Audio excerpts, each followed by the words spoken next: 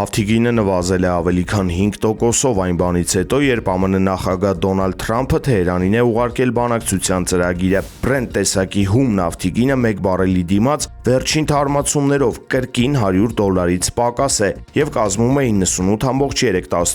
$։ Ու թեև կողմերի միջև բանակցությունների հեռանկարներն արդեն իսկ դրական ազդեցություն են թողնում համաշխարհային տնտեսության վրա, հնչում են նաեւ հակասական հայտարարություններ։ Օրինակ, Իսրայելի բանակն ասում է, որ Իրանում եւ Լիբանանում ծրագիրը մնում է անփոփոխ, անկախ բանակցություններից։ Մենք գործում ենք եւ կշարունակենք գործել ըստ անփոփոխ ծրագրի, վնասը խորացնելու եւ գոյաբանական սպառնալիքները վերացնելու համար, ասել է Իսրայելի բանակի խոսնակ Էֆի Դեֆրինը։ Բանակցությունների հեռանկարից դժգոհողներ կան նաև Իրանում։ Երկրի իշխանության կողմնակիցները Իսլամական Հանրապետության պահապանների կորպուսին կոչ են անում բալիստիկ հրթիռային հարձակում սկսել Սպիտակ տան վրա։